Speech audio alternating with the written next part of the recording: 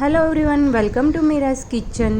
તો અત્યારે આપણે કંટોલાનું શાક બનાવીશું। કંટોલાના બહુ બધા બેનિફિટ્સ છે અને તમે જો ક્યારે કંટોલાનું શાક ના બનાવ્યું તો આ રીતે ટ્રાય કરજો, બધાને બહુ જ ગમશે।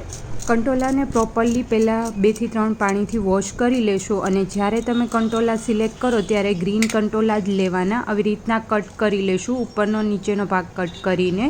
અને આ કંટોલામાં બી નહોતું એટલે મેં રિમૂવ નથી કર્યા, પણ જો કંટોલામાં બી મોટા હોય તો એને રિમૂવ કરી દેવાના। બાકી જ્યારે તમે શાક બનાવશો અને રેડી થશે ત્યારે મજા નહીં આવે, એટલે આવી રીતના જો મોટા બી હતા તો મેં રિમૂવ કરી દીધા છે। અને કંટોલાને ખાસ કરીને નાની સાઇઝના જ સિલેક્ટ કરવાના। કંટોલાના બહુ બધા બેનિફિટ્સ છે અને જો તમે આવેથી ટ્રાય કરશો ને તો બધાને બહુ જ ગમશે। તો આવી રીતના બધા કંટોલા સુધારી અને મેં રેડી કરી લીધા છે। હવે આને પ્રોપરલી પાછા આપણે 1 થી 2 પાણીથી વોશ કરી લઈશું, જેથી કરીને ઉપરની જે સ્કિન કાંટાવાળો ભાગ રિમૂવ કર્યો હતો એ જરા બી શાકમાં આવે નહીં અને રિમૂવ થઈ જાય વોશ કરીએ એટલે। આપ જોઈ શકો છો ઝીણું ઝીણું બધું નીકળી જશે। આવી રીતના 2 થી 3 પાણી વોશ થયા બાદ એક કુકર લઈ લેશું અને 3 થી 4 ટેબલસ્પૂન જેટલું ઓઇલ લઈ લેશું, તમે જેટલું ઓઇલી શાક ખાતા હોય એ રીતના।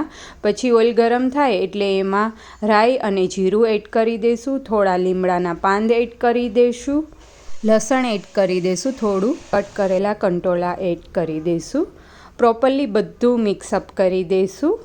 હવે એમાં પિંચ ઓફ હળદર એડ કરી દઈશું, સોલ્ટ એડ કરી દઈશું એઝ પર ધ ટેસ્ટ અને પ્રોપરલી પાછું બધું મિક્સઅપ કરી દઈશું। લાલ મરચું પાવડર એડ કરી દઈશું અને આની થોડી કડવાશ હોય એટલે અત્યારે હું મિશ્રી એડ કરું છું, તમે ગોળ અથવા તો શુગર કોઈ બી એડ કરી શકો।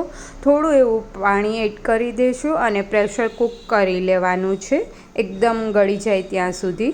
એકદમ કૂક થઈ ગયા છે। હવે એમાં માંડવીનો ભૂકો એડ કરી દઈશું, સિંગદાણાનો ભૂકો, 1 ટેબલસ્પૂન જેટલો શેકેલો ચણાનો લોટ એડ કરી દઈશું અને ½ ટીસ્પૂન જેટલું ધાણા જીરું પાવડર એડ કરી દઈશું। બધું પ્રોપરલી મિક્સઅપ આપી દઈશું અને થોડી વાર માટે કૂક થવા દઈશું। એમ જ ચલાવતું રહેવાનું છે ને સ્લો ફ્લેમે। જરૂર લાગે તો થોડું એવું પાણી એડ કરીશું, ગરમ પાણી, અને પ્રોપરલી મિક્સઅપ કરી અને તમને જેટલું કન્સિસ્ટન્સીમાં શાક જોતું હોય, રસાવાળું અથવા તો ડ્રાય, એ રીતના તમારે બનાવવાનું રહેશે। તો રેડી છે કંટોલાનું શાક। ઉપરથી આપણે ધાણાભાજીથી ગાર્નિશિંગ કરીશું અને આ શાક તમે કોઈને સર્વ કરશો તો એને આઈડિયા જ નહીં આવે કંટોલાનું શાક બનાવેલું છે, એટલું ફાઇન અને ટેસ્ટી બનશે। જો તમે ગાર્લિક ખાતા હોય તો આ શાકમાં એડ કરશો તો એનાથી બહુ ફાઇન ટેસ્ટી શાક બની અને રેડી થશે। અને રોટલી સાથે તો આવી રીતના વરસાદની સિઝનમાં બહુ જ મજા પડી જશે। તો આપ બી આ રેસીપી ટ્રાય કરજો અને મને કમેન્ટ કરી અને જણાવજો તમને મારી રેસીપી કેવી લાગી એ।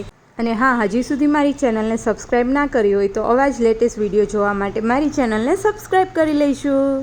Thank you for watching my video.